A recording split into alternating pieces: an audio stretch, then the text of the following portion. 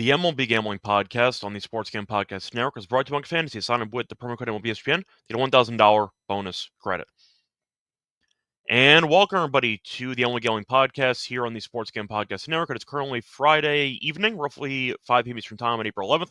I'm your episode Scott Reichel, joined again by Lonte Smith. Together, we're going to break down the games for the Saturday card. Lonte, how's it going with you? I know that a lot of people are focusing on golf. We're focusing on baseball and basketball. Which sport do you think has, I'd say, your highest percentage of attention at the moment?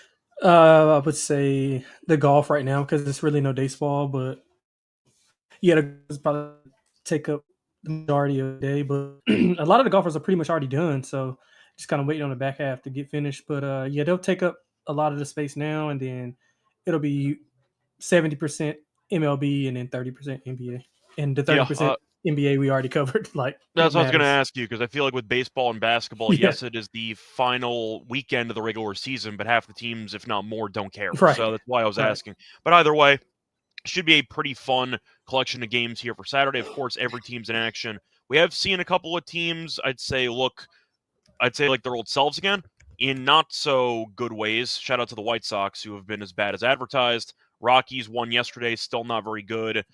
Pittsburgh's 5-8, etc. However, you've had a couple of surprising teams. The Angels are 8-4; they look pretty good. Cubs are 9-6. Rangers are 9-4 as well. Do you want to ask you quickly? Is there any team so far this season? Giants are 9-3. Any teams that have surprised you so far this season in a good way? Angels. I think Angels have been really good, man. I've been making a decent amount of money betting on them. Excuse me. I think they are exceeding the expectations. Now, whether that is kind of a, I guess Cinderella story until we get a little deeper in the system and there's more metrics on these guys, but I think that's pretty much been the surprise of the season for me. That would be like at the top of my list. What about you? Yeah, I think the Angels are probably up there. I would go Giants. Yeah, Giants. They're 9-3. Like, they look great right now, and the pitching staff's been fine. But I think the Giants being 9-3 in that division was surprising. Their schedule to start the season was not the easiest. Had a road series against Houston. They ended up losing a series actually to the Reds. Could have been swept in that one. So they haven't exactly, I'd say, thrived or hit on all cylinders, but they've still been able to finish so far 9-3. So I'd go Giants right now. I thought this team wouldn't be very good, and so far they look pretty good. So we'll see what happens in the future. Before we get into any of the actual games, though, for the Saturday card, quick reminder that you can find all of the picks and podcasts on the SGPN platform in one convenient place. Download the free SGPN app wherever you do get your apps. Starting off with the first game on the card, you have the matchup between the Tigers and the Twins. For this matchup, you have a pitching matchup between Job and Paddock. And for this one, I'd say the books are pretty split on these two teams because it's -110 on both sides. For the actual over-under, I see 8.5. So I'm going to ask you, because both pitchers have not been very good this season. Job has a 5 ERA. Paddock has a 14-plus ERA and got shelled by the White Sox about a week or two ago. I'll ask you, because the Tigers are 7-5, won a series against the Yankees. Twins are 4-9. I think I like Job more than Paddock, but the question is, do you like potential value on Minnesota, or do you want to go with the Tigers on the road?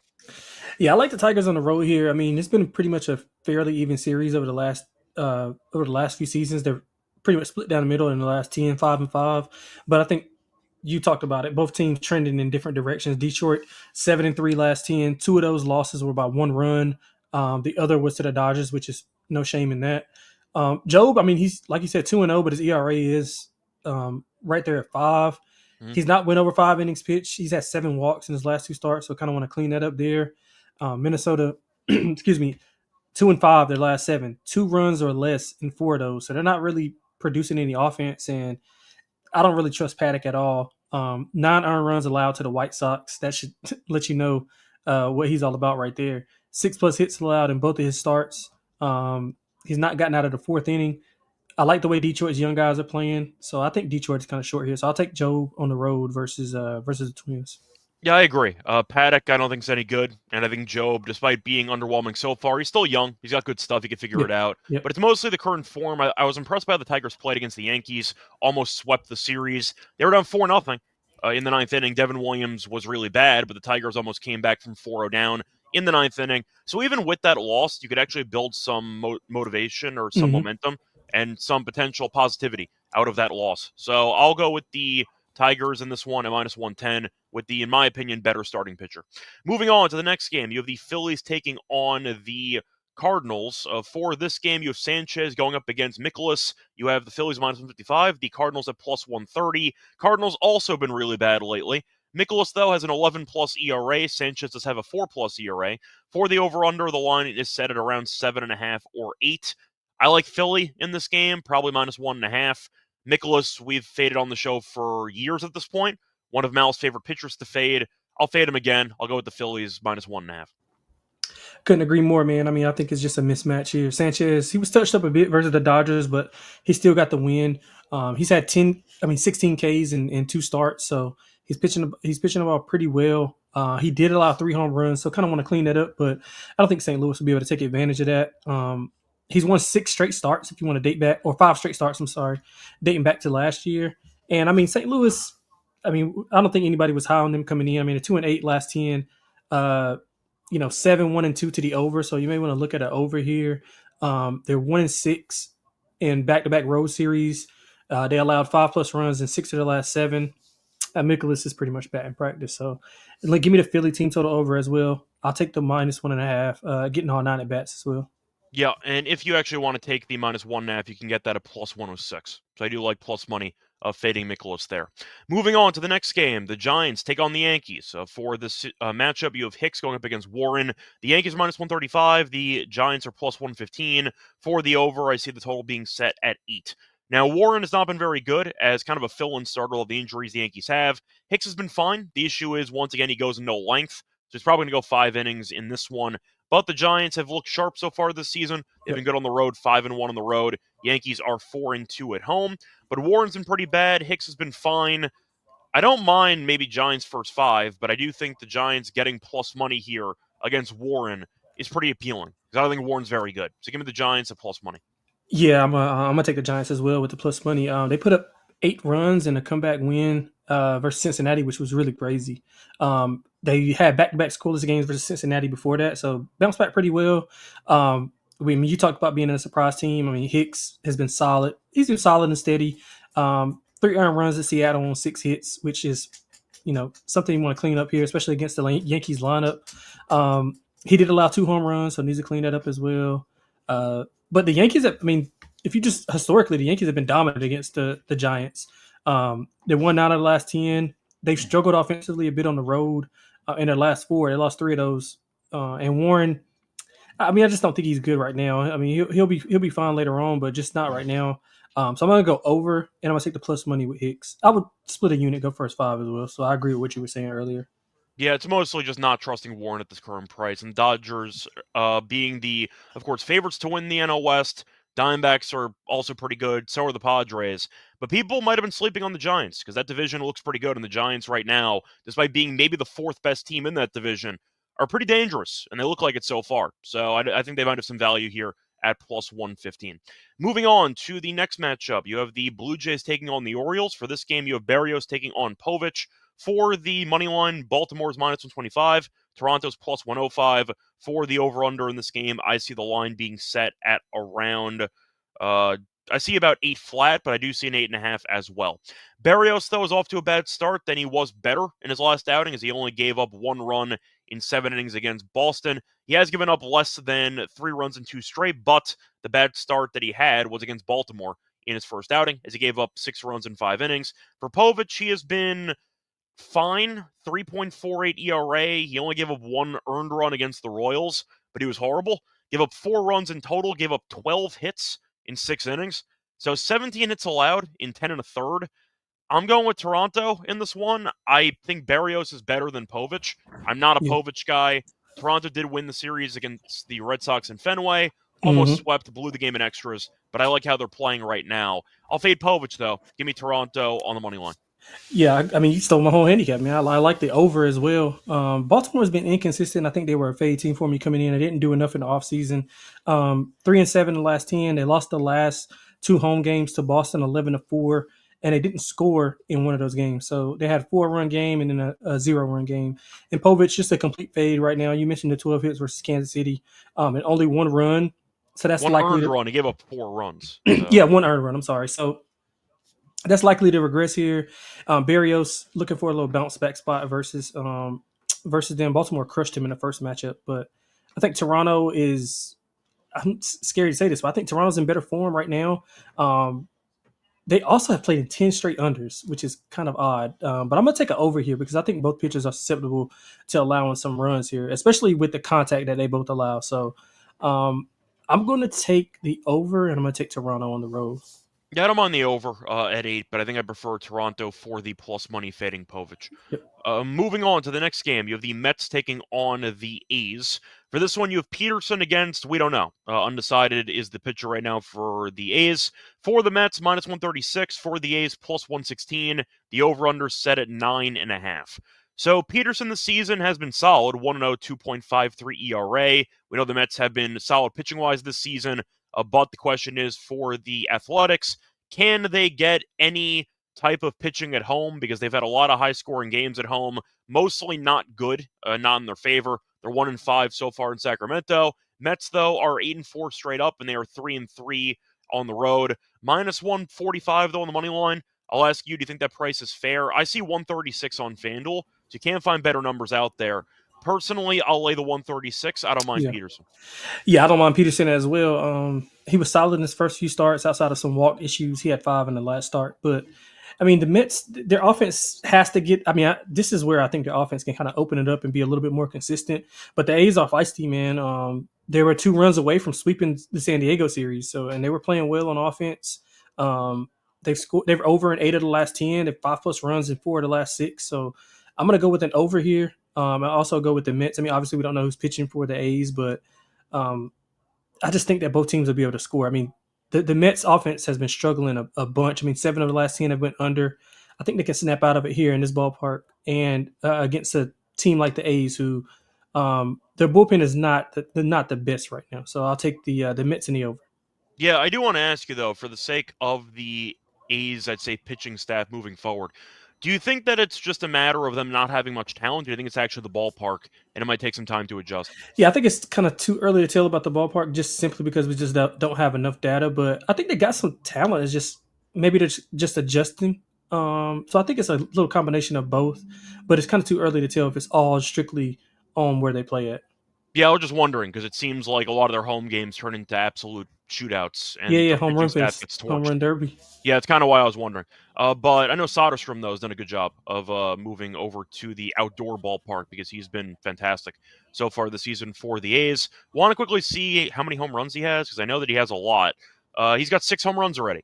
So, once Yeah, again, man, he's been doing a great job so far with the power bat up to this they can point. hit. They can hit. They can. They just can't pitch. That's Yeah, kind of the problem. they can That's. hit. I mean, people thought the A's were going to go into the season relying so heavily on Rooker and Butler, but Soderstrom's been great. So I wanted to give him props there Yeah, for having a solid start to the season. Moving on though to the Braves, off of the very very late night walk off home run by Ozuna after about a 5-hour rain delay yesterday against the Rays. In this one for the pitching matchup, you have Smith Shawver against Rasmussen. For the money line, the Rays are minus 145. The Braves are plus 120. For the over-under in this game, I see the line being set at 8.5. Braves, by the way, are 3-9. They are 0-7 on the road, but that was against the Dodgers and the Padres, so you can take it with a grain of salt. I'll ask you, though, because Rasmussen has been great this season, 0.9 ERA. Smith Shawver is not very good. What do you like in this game? Do you want to lay 145 with Tampa, who can't really hit, but clearly have the better pitcher in this game? yeah. This is a tough one for me. I would probably go first 5 with Tampa. I don't really like Tampa either. I mean, and They can't hit, so. yeah, they can't. I mean, they're 1-6 in the last 7, but Rasmussen's been really good, man. One combined earned run in his 2 starts. He went 5 in both, only 5 combined hits. So it would be Tampa and under for me. I think I like the under even more. Atlanta, obviously, with their offensive struggles, under in 7 of the last 10. Tampa under in 6 of the last 10. AJ's been okay in his first 2 starts. He did allow a decent amount of contact, 6+ hit in both, but only 5 combined runs. So if if you put that together and Tampa maybe can get something across early, and then I'm just going to go first 5, but I think we see like a 3-2 type of game, similar to what we saw last night with the Phillies. Yeah, so I agree with you about the under. I think this line's too high. Atlanta as a whole still not been hitting, and I think Rasmussen can shut this team down. Tampa can't really hit either, so even if Smith Shawver's not great, he shouldn't go much distance anyway. So you might see the bullpen come in pretty quickly for this Atlanta team. I think it'll be a game that's probably low scoring. I think 8.5 is too high. Give me the Braves and the Rays probably combining for like 7 runs, something like that. So I'll go with the under in this one. Before we get into any of the other games on the card for Saturday, quick reminder, brought to you by EdgeBoost, because if you do want to try using their EdgeBoost card, recommend it. It can help you get some cash from your account early in the morning, even if your card would normally get declined or your deposit would be blocked by a bank right before a big bet. If you ever need cash at 2 a.m., EdgeBoost can help you with that because you can use the first ever bank account built for bettors. You could also get fast, reliable access to your funds, make it easy to move money where and when you need it without the delays that can come with traditional banks. It gets better every time because you can also deposit into a qualified gambling account, and every time you do so, you'll get cash rewards up to 0.5%. All this for no usage fees and no minimum balance. And a reminder, they have a lot of great responsible gambling tools to help you manage your bankroll and make informed decisions. Go to edgeboost.bet, promo code SGPN, edgeboost.bet, promo code SGPN. Sign up for EdgeBoost today. We're also brought to you by MyBook.ag because they are the place to bet in every sport, including the Masters. They have props in every game. They also accept customers on locations. You can also use crypto for lightning fast payouts and free deposits. Head to MyBook.ag, promo code SGPN to get a 100% deposit match up to $1,000. That's MyBook.ag, promo code SGPN. Welcome back, everyone, to the MLB Gambling Podcast. One of the first couple games on the Saturday card. Time to keep it going here for the rest of the card. Moving on to the Nationals against the Marlins. For this game, you have Trevor Williams taking on Alcantara. For the actual money line, Marlins are minus 150. Nationals are plus 125.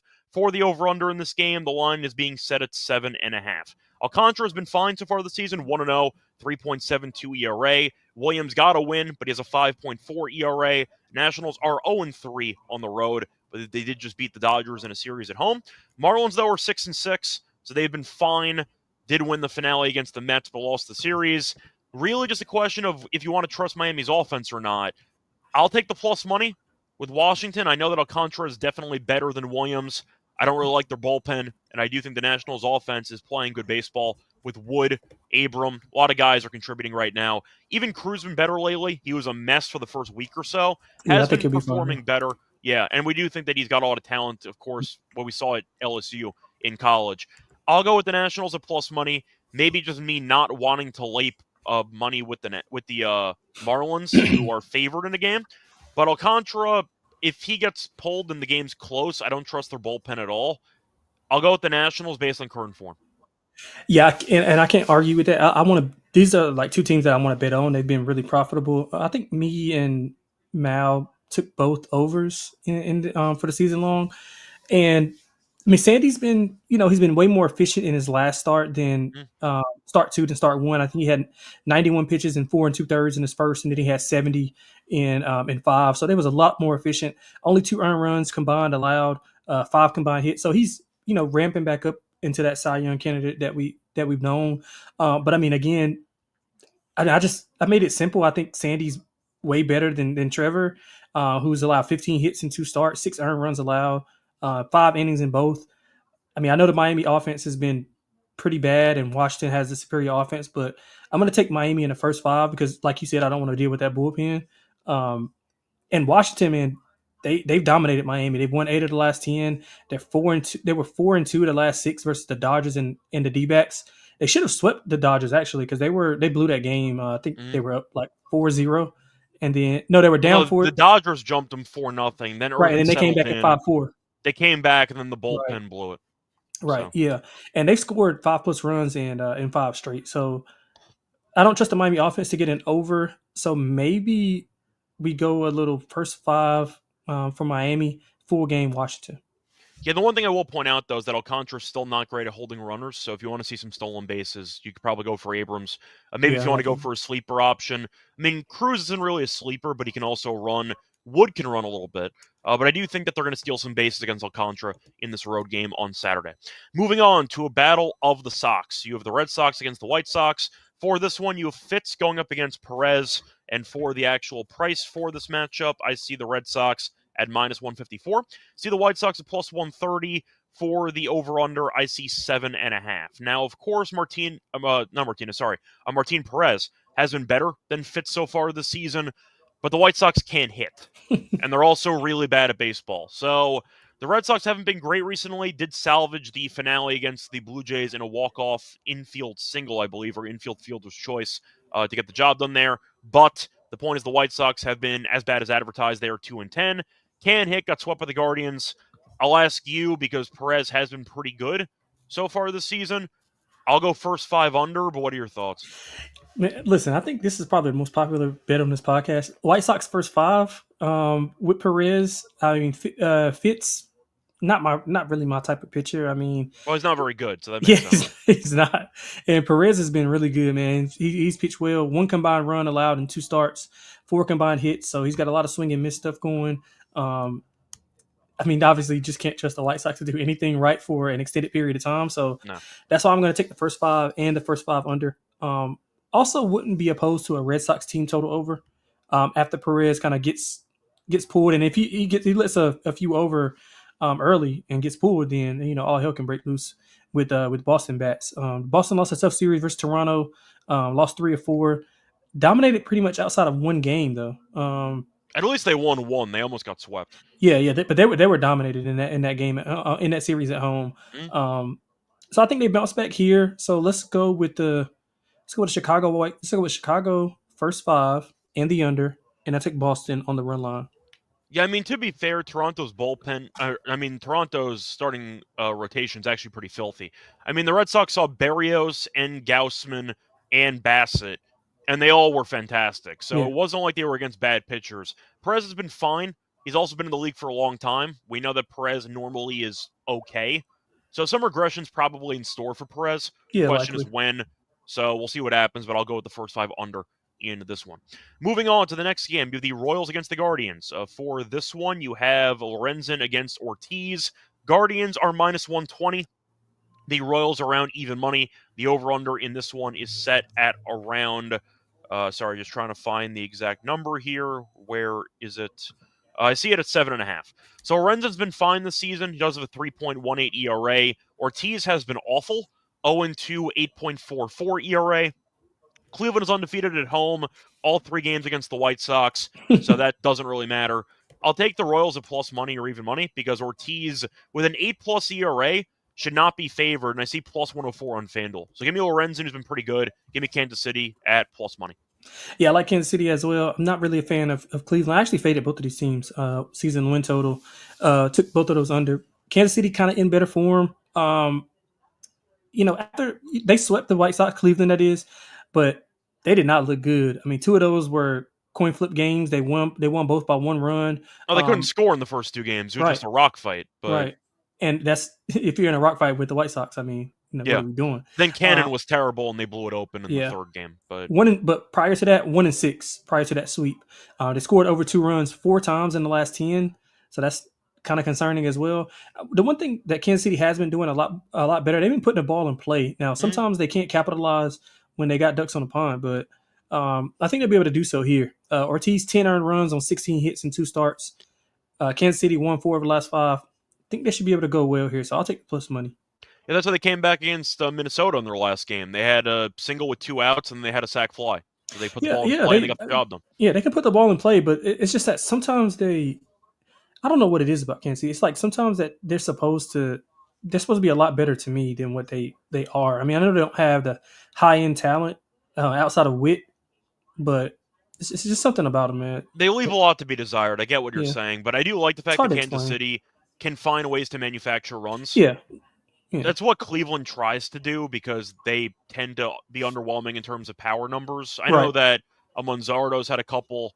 For the most part, though, J-Rem had 3 in 1 game. He's been kind of quiet besides that. They have a couple of guys that can put together big showings, but it feels like both teams are pretty similar in the sense they will try to rely on pitching and try to sneak by with like 4 runs and see what happens. Yeah, and the Royals, to me, they like you just said to your point, they play better. They hit better whenever they're like under pressure. Like when they got men on with 2 outs, they play like how they should be playing throughout the whole game. But they can have 2 out. They can have 2 on, no outs, and they might ground into a double play or whatever the case may be. Won't even get the runners over in scoring position. So yeah, that's kind of my frustration with them.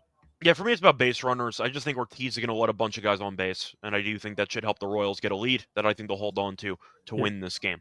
Yep. Moving on to the Pirates and Reds game. For this one, you have Heaney against undecided. For the actual pricing, the undecided pitcher is favored at -120. Heaney's plus 102, and the over/under is set at 8.5. Heaney, though, has been very good so far this season. He is currently with a 1.5 ERA. I don't know his pitching for Cincinnati. Both teams have been pretty similar because they're both not very good. I mean, undecided's pitching, so I got nothing to really talk about, but what do you like in this matchup? Well, I think this is a good spot for Cincinnati. I've been betting against Pittsburgh's been a bet against team for me as well. Haney's been really good. I mean, he was good against the Yankees, 10 Ks against the Yankees. But I think this is a get right spot for Cincinnati, kind of to flex their muscles a little bit, especially at home versus the back end of their rotation, so they won't get Skeens. And it's only a 2-game set though, right? So they won't get Skeens. They won't get Keller. They should be able to smash here at home. I know It's a they've had 3-game set because they play on 3 game Friday, set. Saturday, and Sunday. Okay, yeah, I'm sorry. I'm thinking about Okay, you're right. So, and they won't see Skeens, which is the most important part. Yeah. I think Cincinnati's going to get the job done here. So I'm going to take Cincinnati on the run line. I'll take the 1.5. Yeah, just to be clear, they do avoid Skeens. So that is Yeah, that's what I'm definitely saying. Like that's yeah. good that they avoid Skeens. So that's why I think they'll have a big series. Yeah, I do see an update now on who might be starting this game. Andrew Abbott, who we might have forgotten is actually in the league. He was good for a stretch. Remember He that stretch? He was was. good. He was, really but good. he's being activated off the IL, supposed to make his debut tomorrow. Don't know how many innings he's going to go. So we'll see what happens, but like his that. numbers last year were fine. Pretty consistent, 3.78 career ERA. Feel like he's pretty, I'd say, fine. Yeah, That's probably good enough for me. I'll go with Abbott and the Reds. agree. So, wanted to mention Abbott, now the listed pitcher. Moving on to the next game, you have the Angels against the Astros. You have Anderson against Gusto. For this one, you have the Angels at plus 125, the Astros at minus 150. The over/under in this game is set at 9 or 8.5. So Anderson has been average so far this season. Gusto's been great. Don't really know who he is, but he has so far this season been okay. Seems to be an opener, though, so I am wondering how long he's going to actually pitch for this matchup. But I do think the Angels' offense has been great. The Astros have been bad at home, 2-4. They also can't hit at home, which has been an issue this season. Oh, Minus 150 feels massive to me. I'll take the Angels. I feel like this price is pretty generous at plus 125. Yeah, I like the Angels as well. Let me ask you, what do you think is the issue with Houston? You can make an argument that maybe they're just older. They just have kind of but I think their rotation is still one of the better in the league. The pitchers haven't been performing up to par. Valdez had one very good Yeah. start, and he's been kind of bad since. Yeah. Blanco's been terrible. We'll see how he goes tonight. And Arrigetti's shelved, right? Arrigetti broke his finger. He's out indefinitely. And yeah, I mean, the bullpen actually has been okay. Hader's been fine. He hasn't blown anything yet, so that's overdue, but the bullpen can't even be blamed here. Altuve's been great. He can't field in left field, but he's been a good hitter so far this season. I mean, Jordan's done nothing, right? I mean, I feel like I haven't heard Jordan's name the entire season. Yeah, I agree. Yeah. They also lost big pieces, though, because they lost Tucker, they lost Bregman. Yeah. I mean, Paredes has been okay, but Bregman's been good with Boston. Tucker's been insane with Chicago. So to answer your question with them not being able to hit, they also let a couple of key pieces walk in the heart of that order. So that definitely hurt. Yeah, I was wondering if you saw something I didn't see, but that's pretty much the overarching. But yeah, I like the Angels as well. I mean, we talked about them at the top. They won 7-10. They've been really good start. They can especially hit. On offense. Their young guys are playing really well. They scored 4+ runs in 10 straight games, 5+ in 8 of those. Anderson was not sharp versus St. Louis. He did give up 2 home runs, so kind of want to scale that back. And the word that I got listed for Houston is just inconsistent. So I'm going to go Angels. I'm going to go over as well. Yeah. Shout out to the Angels, though, with, I know Adele had 2 yesterday, Ward had 2. In Paris, this guy out of nowhere has just been going crazy for the last 2 weeks. I think he has 4 home runs and 5 stolen bases, something crazy. So the point is they have a pretty solid lineup, and Trout's healthy, but O'Hoppe's also been good, too. So a lot of guys contributing, not just a couple. And once again, we'll see how they look over the weekend in Houston. Moving on to the Brewers and Diamondbacks series. You have the matchup between Patrick and Burns. Bit of a revenge game maybe for Burns. For the money line, the Diamondbacks are minus 180. For the Brewers, plus 150. For the over-under, I see the line being set at around 8.5. For this one, kind of broken record here. I think this price is nuts. Arizona at minus 180 with Burns. I know Burns is a big name, but it feels like name brand bias at this point because he's been horrible so far this season. He Yeah. also can't hold runners. It was an issue last year. He was the worst pitcher in the league at holding runners because Syndergaard's not in the league anymore. And the Brewers like to run like crazy. So I can see a bunch of stolen bases, a lot of chances, but we know the Brewers organization's familiar with Burns. He's been really bad this season. Patrick's been fine. Minus 180, that's kind of massive. Give me Milwaukee plus 150. Yeah, I echo those same thoughts. I mean, Milwaukee's been really good since the Yankee series, and I think that was kind of an outlier, obviously outlier performance. They've won 7 of 10. Patrick's been solid in both starts, one combined earned run and 10 innings pitched. I got a question mark beside Arizona. Like they're a tough team for me to gauge. Burns underwhelming in his first few starts. I mean, he's got 7 walks. He's not gotten out of the fifth inning. Hasn't. I mean, his cutter hasn't really looked as good as it usually is. I mean, I know No. he's aging a little bit, but yeah, I think Milwaukee is severely underrated right here in this spot. So I'm going to take Milwaukee. I'm also going to take the over. I mean, I know Burns is a household name, but he's not been pitching like it. And I think Milwaukee's offense has been really good. You mentioned the familiarity and getting on base and being able to run. So I think that plays a part in this. I'm going to take Milwaukee. Yeah, I do think when you put the question mark with Arizona, the main way I would describe them, very good lineup, really bad pitching staff. That's kind of how I look at this team. I know Marte got hurt, which is going to hurt them because they just paid him a lot of money, and he's also a solid player. Literally the Obviously, day after they paid him. day after, Oh my God. hurt his hamstring. Carroll's been fantastic, so that's Yeah, been a bright as spot. usual. Yep. Suarez was great to start the season. He's kind of cooled off in the last week, but they do have a lot of weapons offensively. The issue is the rotation. Burns has been bad. Erod's been awful. Kelly's been, I'd say, underwhelming for the most part, but he's kind of been up and down. I'm not a big Fod guy. So Definitely not. what do you have in this rotation? Nobody. That's kind of my point. So the And, question and, mark and Burns has is not been Burns has been mediocre at no, the best. bullpen's always a question mark. Yeah. So their entire pitching staff is just a potential liability at any moment. So that's Yep. kind of So they why got to they are outscore everybody. underwhelming. Yeah, up to this point. So give me the Brewers in this one at plus money. Moving on to the Rockies against the Padres. So the Rockies are leaving course. You have Dolander pitching against Hart. 2 really high ERAs going at it, 7.2 versus 11.12. For the actual over-under in this game, the line is currently not available, and the actual run line for this game for the Padres, I don't even know if I see a lineup yet Yeah, I don't for see this anything game, either. actually. Why Let me though? just quickly They got see both if it's pitchers up. listed. I don't see anything. It might be because both pitchers are horrible, so they don't know what to do. Just to ask you, though, if you had to pick one, I'm assuming San Diego's north of minus 200. I know Yeah, Hart's not good, but during Petco, that's probably enough.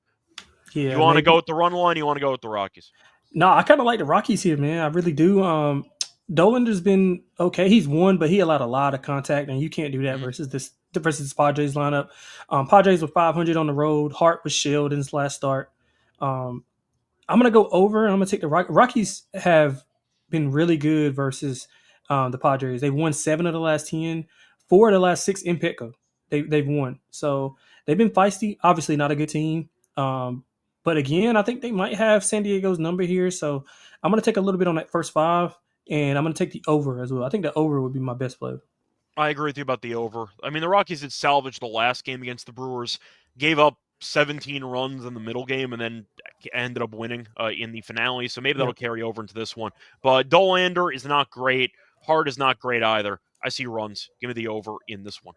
Moving on to the second to last game of the slate. You have the Cubs against the Dodgers. So for this one, you have Brown going up against Sasaki. So 2 pitchers that have really not been good so far this season. Dodgers are minus 185. Cubs are plus 155 for the over-under. I see the line at 8.5. Ben Brown, though, has been awful. And Sasaki's been bad, but he was, I'd say, fine against the Phillies. It wasn't easy. He had a lot of guys on base, but he found a way to dance out of trouble, and he did not get totally torched.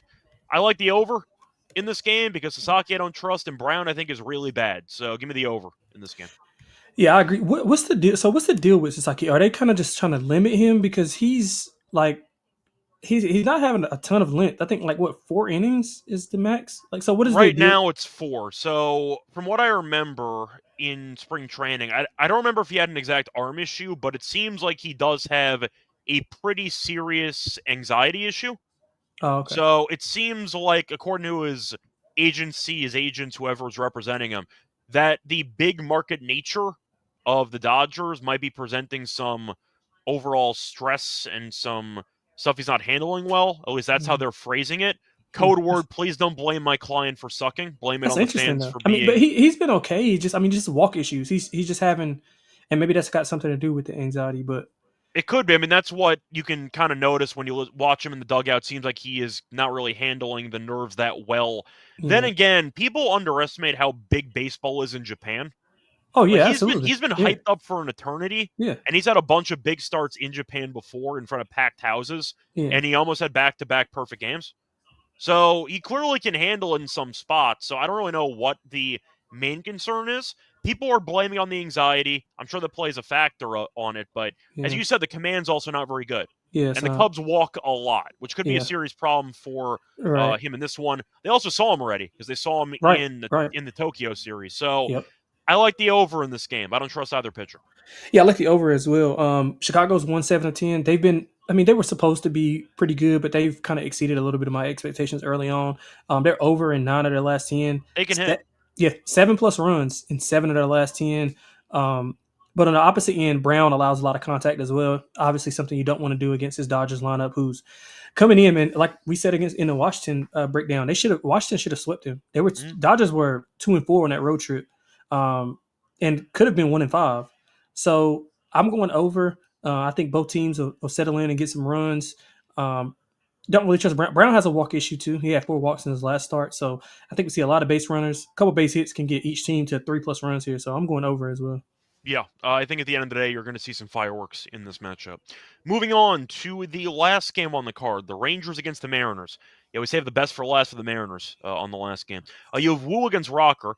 For this one, the Mariners are -145, the Rangers are +120. For the over/under, I see the line being set at 7. So Wu I like. I feel like he's a solid pitcher. Sometimes the length is not great, but so far this season he has gone 6 innings in each of his first 2 starts. Was bad against the Giants last time out, but his only home start this season, 6 innings, 3 hits, 1 run against the A's. As for Rocker, he was really, really bad in his first outing, and then he was better in his second outing. Mm-hmm. First outing, 3 innings, 6 runs against the Reds.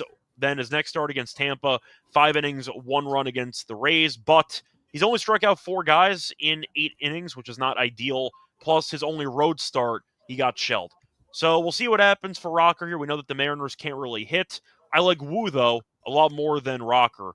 So I know people might be interested in the first 5 under, or just based on, or maybe the under just because the Mariners are playing. But I think I'm just going to go with the Mariners' first 5.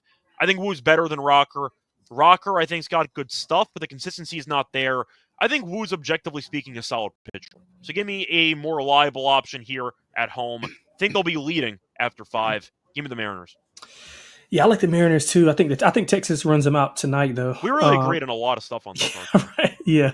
A lot of stuff. So Texas is a buy on team for me. Rocker, like you said, just a little bit inconsistent. His contact is up, but the problem is, can Seattle take advantage of that? I'm not 100% sure. They've owned Texas as well. They've won 8 of the last 10 versus them. They're 3-7 in the last 10 overall this year, but their most recent win was pretty much a fluke. I mean, they were down 5-0. Randy Rosarina hits the home run, gets him back, hits the grand slam, gets him back in it. So And then Abreu punted the game in the 9th inning. yeah, so that was pretty bad. So they're like a blow up away from being like 2-8 in their last 10. Mm-hmm. But I think this is a spot for them. I think like I said, I think they lose tonight and they come back tomorrow and get a win. So I'll take Seattle at home. Yeah, I'm not going to bet this game. But I do think Seattle has some value if you want to fade Rocker. Yeah. That's going to wrap it up, though, for all the games on the Saturday card. Before we get into the lock and dog picks and the home run play, quick reminder, we're brought to Underdog Fans because you want to play the Underdog Pick'em. You can win up to 100 times your money. You could also play different sports. You can mix and match the MLB, the NBA. If you want to throw in some NHL action, you can do that, too. Sign up, though, with the promo code MLB SGPN to go on special first time visit offer up to 1K more cash and fancy promo code MLB SGPN. We're also brought to by Rhythm because they are the home of AI picks and props. They're also live for MLB. They have models on the NBA and for golf. Building your own model is simple and easy. You could also capitalize on the amazing sign-up deals. They have 2 amazing deals going on: 25% off monthly subscription with the promo code SGPN25 and a 50% off annual subscription with promo code SGPN50. That's RTHMM, promo code SGPN25 or SGPN50. Welcome back, everyone, to the MLB Gambling Podcast. Finished going through every game on the Saturday card. Time to move on into the lock and dog picks. Lonte, I'll let you go first. What are your lock and dog plays for the Saturday show? Yeah, let's make sure I get a updated number. Being that we got a pitcher for Cincinnati, and we know it's going to be Abbott, I was going to take them anyway. But let's lay $1.20 with Cincinnati. Like I said, I think it's going to be a good series for them at home. Getting the back end of the rotation. I know Haney's been pretty good, but I think he comes back down to earth a little bit. 1.5 ERA. I think Abbott will go okay. I'm not really counting on him. I'm more so counting on the offense to kind of get things going, and he can kind of pitch his way around that lineup. Pittsburgh's been they're a fade team for me coming in. So I think Cincinnati has some value here at minus 120. So I'm going to lock them up at minus 120. For the dog, what do I have? It's really not a ton of big dogs on the card. Um, There are a couple, but yeah, for the most part, I'd say they're in the 120 range. yeah, and then um, let's go with the Jesus. Um, let's go with the Brewers. Let's go with the Brewers. Brewers plus 145. All right. So for my lock, I actually want to see if there's a better price there for Milwaukee because I thought I saw a better price. I'll take it. Brewers, I see. I'm glad you'll take it. I got to find the price first. Let me just see what I can get for Milwaukee. So I see Milwaukee a plus 150. Yeah, that's fine. I'll take Okay, that. that's on FanDuel. For my lock, I'm going to go with the team total, actually. I see it posted on Caesars. Give me the Angels, a team total over 3.5 runs at minus 133. I think it's a great number. The Angels have been hitting the ball very well. The Astros right now have Gusto listed, who's basically an opener at this point. We know Arrighetti is out for the season or out for the next couple of weeks with a broken finger, so they have to kind of scramble to find some potential makeshift starters, and I do think that the Angels' offense has been good enough to capitalize on that. The Angels, by the way, have scored at least 4 runs in, I believe it is 9 straight games. I think. Let me just check that. 1, 2, 3, 4, 5, 6, 7, 8. Yeah, 9 straight. So they've gone over this in 9 straight. To the road team, guaranteed 9 at bats, and they're against an opener with whoever the hell is going to be pitching behind them. I think it's a good spot for the Angels to keep it rolling. We know that the Astros play in a hitter-friendly ballpark. I think it's a good spot for all those batters to keep rolling. Give me the Angels team total over 3.5 at minus 133 as my lock.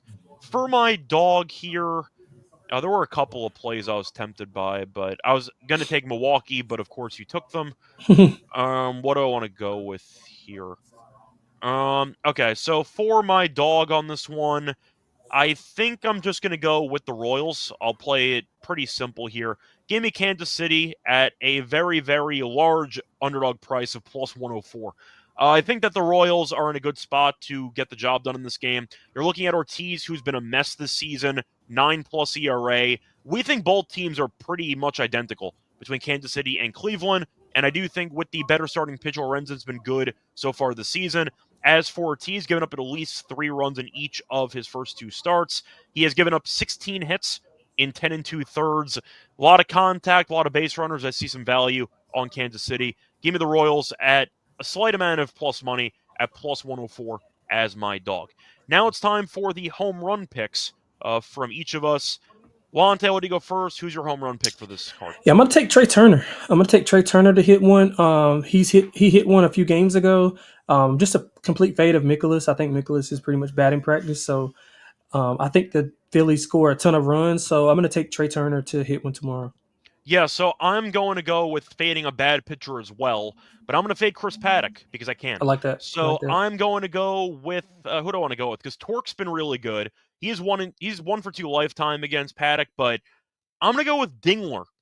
I think Dingler's been really good so far for the Tigers. So far this season, batting 346, had a home run against the Yankees on Tuesday. I like how he's looking at the play right now, and I do think that he's got a pretty solid approach overall. Give me Dingler for the home run.